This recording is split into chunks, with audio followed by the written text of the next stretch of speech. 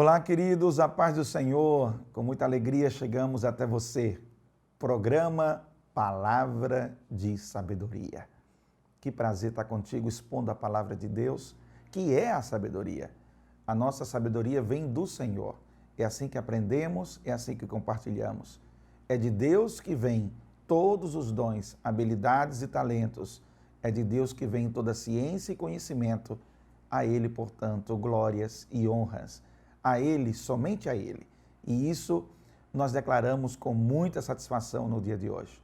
Seja bem-vindo a esse programa que transmite a fé, a esperança e o amor em Cristo Jesus. Gente boa, vamos dar continuidade à nossa série Chamados para Servir. E na temática de hoje, o tema é Servir é mesa e não escada. Olha que tema forte, não? Servir é mesa e não escada. Só esse tema já abre aqui um leque de aplicações para a gente conversar no programa de hoje. Eu vou trazer para vocês Efésios capítulo 4, versículo 1 ao versículo 13. É um texto clássico do Novo Testamento. É uma leitura que todo mundo deve fazer sistematicamente, porque traz uma lembrança muito forte sobre o processo do servir a partir de Cristo Jesus. Vejamos o que diz a palavra de Deus. Acompanhe comigo. Como prisioneiro no Senhor, rogo-lhes que vivam de maneira digna da vocação que receberam. Sejam completamente humildes e dóceis e sejam pacientes, suportando-vos uns aos outros com amor. Façam todo o esforço para conservar a unidade do Espírito pelo vínculo da paz. Há um só corpo e um só Espírito, assim como a esperança para a qual vocês foram chamados em uma só. Há um só Senhor, uma só fé e um só batismo. Um só Deus e Pai de todos, que é sobre todos, por meio de todos e em todos. Que coisa linda, gente. E a cada um de nós foi concedida a graça conforme a medida repartida por Cristo. Por isso é que foi dito, quando ele subiu em triunfo às alturas, levou cativo muitos prisioneiros e deu dons aos homens, que significa ele subiu, senão também ele descerá das profundezas da terra. Aquele que desceu é o mesmo que subiu acima de todos os céus, a fim de encher todas as coisas. E ele designou, Deus, designou alguns para apóstolos, outros para profetas, outros para evangelistas e outros para pastores e mestres, com o fim de preparar os santos para a obra do ministério, para que o corpo de Cristo seja edificado, até que todos alcancemos a unidade da fé e do conhecimento do Filho de Deus, e cheguemos à maturidade, atingindo a plenitude de Cristo. Posso ouvir um amém aí? Amém? Ai, que coisa linda esse texto bíblico, mostrando um pouco para nós como Deus tem interesse na unidade do seu corpo, que é a igreja, como Deus tem interesse na unidade do propósito, que é Cristo, o próprio Cristo é essa unidade, como Deus tem interesse na união, que servamos em paz e em unidade. Esta união e essa paz é promovida pela compreensão daquilo que precisamos fazer. Estar para o serviço é estar à mesa. Estar à mesa significa literalmente você estar para servir. Não é uma escada, não é o serviço, não é um processo para autopromoção. O servir não é um processo para a vaidade pessoal. O servir não é um processo para a glória própria. Mas o servir é uma compreensão clara de um DNA que está impregnado em nós, colocado em nós, a partir do novo nascimento em Cristo Jesus. Quem nasceu de novo, está convertido. Quem nasceu para Cristo, abandonando as velhas práticas e abrindo-se para um novo tempo, uma nova vivência, uma nova mentalidade, uma metanoia. Quem se abriu para esse processo, através de Cristo Jesus, está à mesa para servir. A lição de hoje é uma lição para mostrar que o processo de Deus na nossa vida não é para atingirmos objetivos pessoais, não é para satisfazer a nossa ganância ou até mesmo a nossa arrogância. Não é para isso. Não servimos para alcançar posições, cargos, funções. Posições, cargos e funções são mecanismos que poderão ou não estar a serviço de Deus na medida em que compreendemos o que estamos fazendo e para quem estamos fazendo. Existe uma história de um rei que pediu para o seu emissário verificar como é que estava a construção de uma catedral que estava sendo feita lá nos fins do seu reino, lá nos confins do seu reino. E aí o emissário bolou uma estratégia de como fazer uma análise daquela construção. E ele disse, eu vou conversar com 3 servos que estão trabalhando nessa obra e vou procurar extrair deles a opinião deles, como é que eles estão, o que é que eles estão fazendo. E assim fez. Chegou para o primeiro e perguntou, e aí, o que é que você está fazendo? Aí ele disse, eu estou aqui trabalhando nesse sol causticante, suando, olha, para ver se eu cumpro essa tarefa aqui.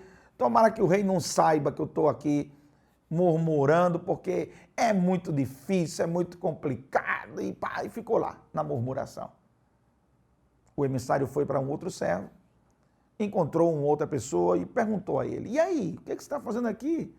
Qual é o seu trabalho aqui? Ele disse, não, eu estou aqui lapidando essas pedras, organizando essa parte aqui, porque afinal de contas eu tenho que dar sustento a meu filho, a minha filha, a minha mulher, a minha família, eu tenho que sustentar. Então eu estou aqui trabalhando porque eu tenho que dar sustento à minha casa. Ele encontrou o segundo servo, não tão rabugento ou murmurador como o primeiro, mas encontrou ele motivado apenas pelo sustento. Era pela ideia da recompensa financeira que iria receber, que iria pagar as contas dele e ia dar para ele comer. Mas ele encontra um terceiro servo. E quando encontra esse camarada e pergunta para ele, e aí, o que é que você está fazendo aqui? Aí ele diz, ele para, coloca do lado o martelo, fica olhando assim, como se estivesse vendo algo distante, e começa a declarar e a dizer, olha, eu estou aqui preparando um prédio, eu estou preparando uma catedral que servirá aqui para casar pessoas, para fazer cerimônias importantes de coroações de reis. Aqui nesse lugar, a minha história de construção vai perpetuar por muitas gerações. Ele encontrou o terceiro servo, enxergando no seu trabalho algo mais do que simplesmente a labuta ou o esforço daquele dia e daquele momento. Isso é muito interessante porque quando nós estamos servindo, nós temos que ter em mente a motivação por que estamos servindo. O que é que me faz fazer o que eu estou fazendo? Se eu estou fazendo as coisas como o serviço, a finalidade em si é a prática do serviço, é o cumprimento do serviço para o qual eu fui chamado, vocacionado, tendo a consciência da importância do que eu estou fazendo, que não se resume simplesmente a mim, mas aos outros ao meu redor. Ou se eu simplesmente não consigo enxergar nada disso e faço motivado pelos sentimentos mais baixos que possam existir. Fazer as coisas, por exemplo, você pode fazer alguma coisa motivado pela vingança. Quantas pessoas motivam-se pela raiva, pela ira, para mostrar para o outro que vai dar a volta por cima, com o sentimento de eu vou esfregar na cara das pessoas que me humilharam, que eu consegui, que eu venci e que eu cheguei. Veja bem a motivação do serviço. Veja que motivação fraca, esdrúxula, absurda. Que motivação completamente inócua. Uma motivação que não permite você produzir um fruto bom. Não vai sair algo de bom dessa motivação. Você pode até conseguir atingir o objetivo. Você pode até conseguir alcançar aquela meta. Você pode até conseguir dar a volta por cima. Você pode até conseguir, mas a motivação ruim, trash, aquela motivação carregada de basculhos, de lixo, ela traz consigo uma marca ruim na tua realização. Você realizou, mas realizou com a motivação péssima. Você fez, mas passou o tempo todo murmurando, reclamando. Você até conseguiu chegar lá, mas quantas coisas você não atropelou para poder chegar lá? A motivação com a qual servimos é tão importante quanto o serviço que fazemos. O porquê estamos fazendo é tão relevante quanto aquilo que fazemos. A obra e o benefício que é produzido para o outro será apenas para o outro se você não tiver uma motivação certa. Se a tua motivação for correta, ela será tanto bom para você, o serviço que você vai fazer, como será bom para o outro. Mas caso contrário, apenas o outro se beneficiará, apenas o outro receberá a dádiva do que você conseguiu, do que você alcançou, mas você próprio não será um beneficiário desse processo. Consequentemente, vai trazer um vazio, uma frustração, uma sensação de que você fez, mas não ganhou. Alcançou, mas não pegou, não se apropriou. Chegou lá, mas não vivenciou. Você não saboreou de verdade todo o processo da sua caminhada até chegar à sua conquista, porque a motivação estava comprometida. Servir é um ato puro e simples da doação que fazemos mediante os dons e talentos que de Deus e da consciência do amor de Deus sobre nós e o nosso dever de amar, amar e amar. Servir é algo nobre, servir é algo extraordinário, servir é a prática do cristão. Todo cristão que ama a Deus serve ao próximo. Todo cristão que se declara seguidor de verdade de Cristo, imitador de Cristo, pequeno Cristo, como é utilizada a tradução da palavra cristão, é tão parecido com Cristo que a reprodução de Cristo está na tua atitude, no teu comportamento, na tua forma de ser, de ver e de fazer. Então pensa sobre isso. Se você está com esse DNA de verdade, então você precisa sim ter a motivação correta. Se não, meu irmão, você vai utilizar pontes, pesos e escadas no seu serviço. E quando o serviço ele é visto de maneira distorcida, pega isso aqui. Quando o serviço é visto de maneira distorcida, é visto como uma ponte para alguma coisa. É visto como um peso de uma obrigação. É visto como uma escada para uma promoção. Quando você enxerga por esse viés, você desconstrói a essência do serviço. Aí o teu serviço, ele se torna um capital procedente, um capital potencializador da queda. É algo que tem uma força de trazer para você uma queda por meio da vaidade e por meio do orgulho, porque você não está fazendo o serviço pelo motivo certo. Quantas pessoas, lastimavelmente, não conseguem fazer o serviço por amor a Deus ao próximo? Quantas pessoas não conseguem ir além de sua obrigação? Quantas pessoas cumprem apenas o seu dever pontual e pronto, cumpri. Tarefa cumprida. Pá, não me enche a paciência. Fiz a minha parte, não me enche a paciência. Fiz o que era para fazer, pronto, já fiz, já ajudei. Calei a minha consciência. Queridos, vamos além da obrigação. Vamos ultrapassar a barreira da obrigação. Vamos fazer por amor a Deus e amor ao próximo. Aquele que diz que ama a Deus e aborrece o seu irmão é mentiroso. Então faça por amor a Deus e ame seu irmão de verdade. Estenda a mão, vá além da sua obrigação. Já distribuí muitas cestas básicas, já ajudei muitas pessoas em situações difíceis, já fiz muita filantropia. Parabéns, parabéns a você.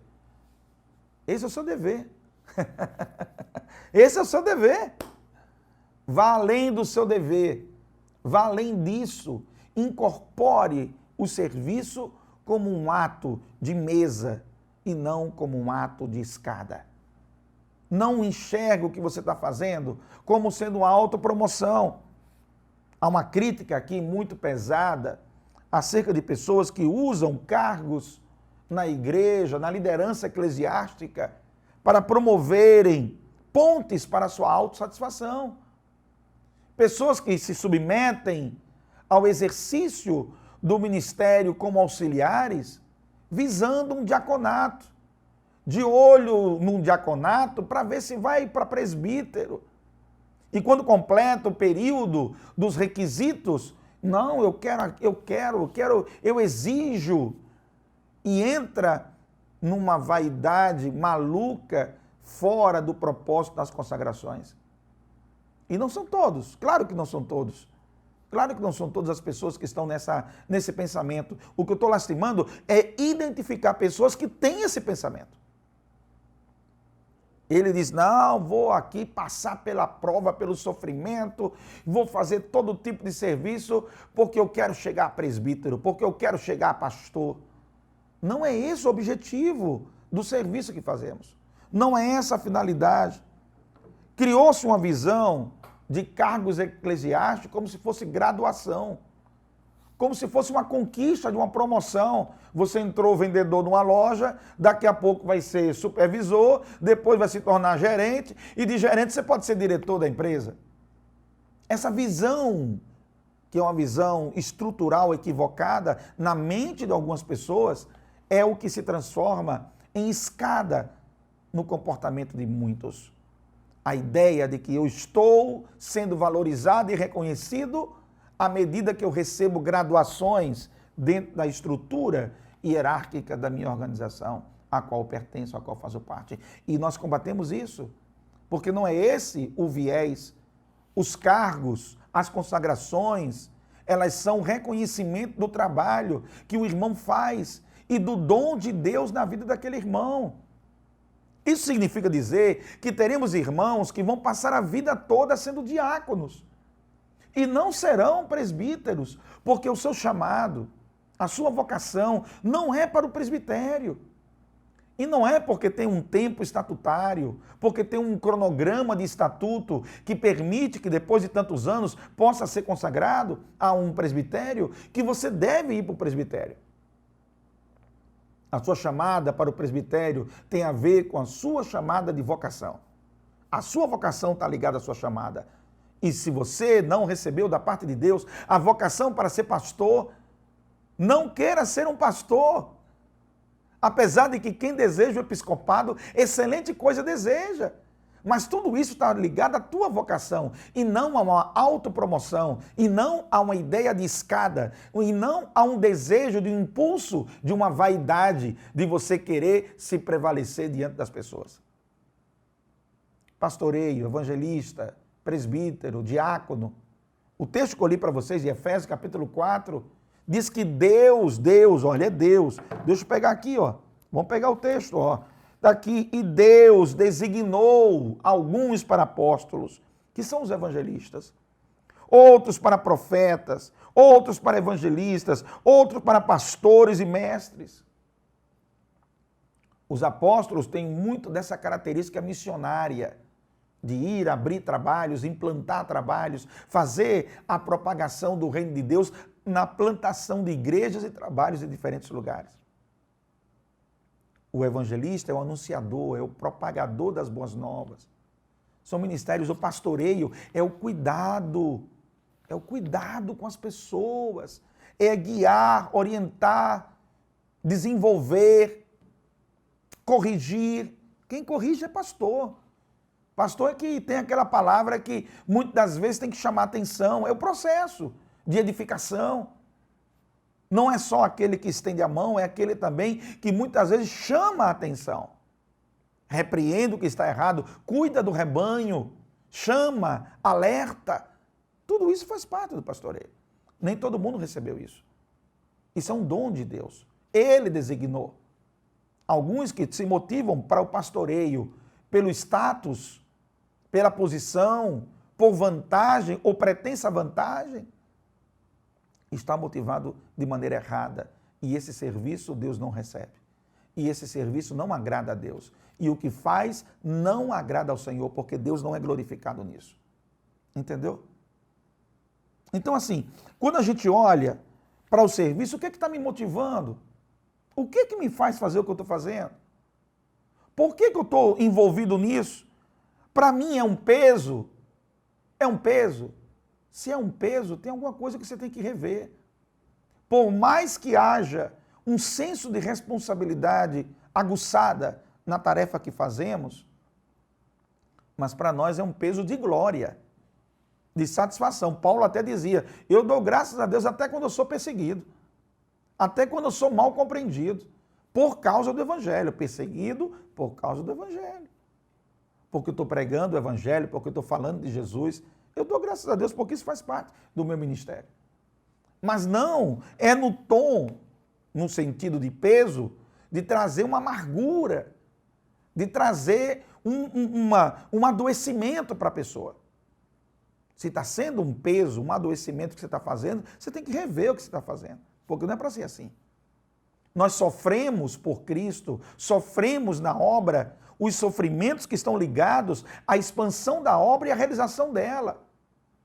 E é sobre isso que temos que enfrentar esses sofrimentos, essas causas, essas questões, mas não um peso gerado por uma motivação errada. Um peso gerado por uma intenção errada. Uma intenção que não glorifica o nome do Senhor. Eu vou dizer para você, o seu agente motivador para fazer a obra do Senhor tem que ser o amor a Deus, o amor à obra dele, o amor àquilo que ele te entregou e te vocacionou para fazer. Qualquer outra coisa está fora do eixo. Nós somos iguais, lembre-se disso. Sua vocação é o seu chamado. 1 Coríntios capítulo 12, versículo 4 e 6 diz, existem diferentes tipos de dons, mas o Espírito é o mesmo. Existem várias formas de ministérios, mas o Senhor é o mesmo. E há diversas maneiras de atuação, mas é o mesmo Deus que efetua tudo em todos. Sua vocação é o seu ministério. O seu serviço deve ser a glória do Senhor, por amor a Ele. É nesse eixo que você tem que trabalhar quando você fala de dons e talentos que são distribuídos no corpo de Cristo, na igreja do Senhor. Tá bom? Se Deus te chamou para evangelista, você será evangelista. Você será reconhecido pela sua comunidade. Você terá o reconhecimento da sua eclésia, daquele lugar onde você participa, onde você comunga. Essa comunidade tem que te reconhecer como tal, mediante os dons e talentos que Deus evidencia na tua vida. Fica evidente o que Deus te chamou. Por isso que quando alguém é separado por diaconato, todos dizem, esse irmão tem o dom do serviço, ele gosta de acolher, ele gosta de receber, ele gosta de ajudar e contribuir. Quando alguém é separado por presbitério, se identifica no irmão a palavra idônea, a palavra balizada, a palavra bíblica, a palavra de equilíbrio, a ponderação. Tudo isso faz parte do presbítero. Não ser neófito, não ser precipitado, não ser inconsequente, ser alguém que tem uma consciência de responsabilidade para com o corpo de Cristo. O dom está lá. E a comunidade reconhece, a eclésia reconhece isso naquele irmão, naquela pessoa. Não é uma escada, é mesa. Amém?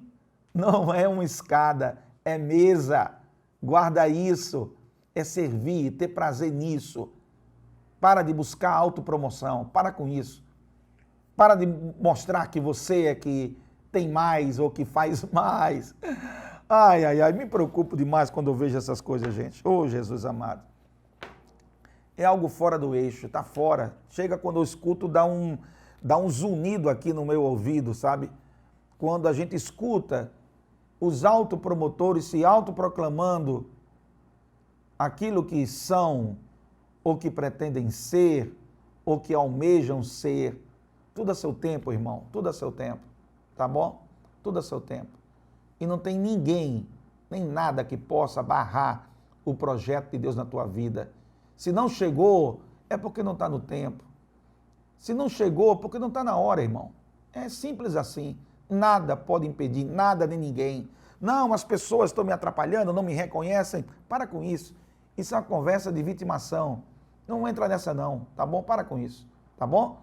Faz a obra, faz o que Deus te vocacionou para fazer. A eclésia vai reconhecer. Sirva a mesa. Apenas isso, sirva a mesa, tá bom? Os títulos são secundários. Os títulos são consequências de um processo, mas não são a razão primária. Porque se eles forem a razão primária, o teu ministério, o teu exercício, o teu serviço está comprometido. Eles não podem ser a questão primária. Eles são questões secundárias. Eles vêm depois de algo, eles vêm depois do processo. Ele vem dentro de uma construção mais ampla. Quando a tua motivação, você às vezes está com uma autoestima baixa e está querendo ver se a tua autoestima se eleva recebendo um título dentro de uma comunidade. Não entre por essa vibe, tá bom? Conserte essa autoestima baixa. Vai estudar sobre identidade em Cristo. Veja quem você é em Cristo Jesus. Isso vai te ajudar a sarar esse problema de autoestima baixa. Essa necessidade de validação o tempo todo. Essa busca pelo reconhecimento. Essa necessidade o tempo todo de mostrar que você é que sabe, que você é que entende, que você é o mais espiritual. Que você... Não, para com isso. Não entra nessa não. Não entra nessa não. Amém? Sirva. Sirva, tenha prazer em servir, alegria. Contemple a beleza do ato do servir, por amor a Deus, por amor ao próximo e para a glória do Senhor. Que Deus te abençoe. Vamos orar. Senhor Deus, obrigado pelo programa de hoje. Obrigado por esse tempo maravilhoso aqui, Senhor. Que possamos ter a consciência, Deus, a consciência que estamos aqui para te servir e que isso por si só basta. E que o teu nome seja glorificado em nós. Nos ajuda, Senhor, nos fortalece, perdoa nossas fraquezas, perdoa nossas falhas, porque somos humanos e erramos muitas vezes na hora da caminhada. Nos ajuda a nos alinharmos com o teu propósito para a glória do teu nome. Em nome de Jesus, amém. Cheiro no coração. Até o próximo programa.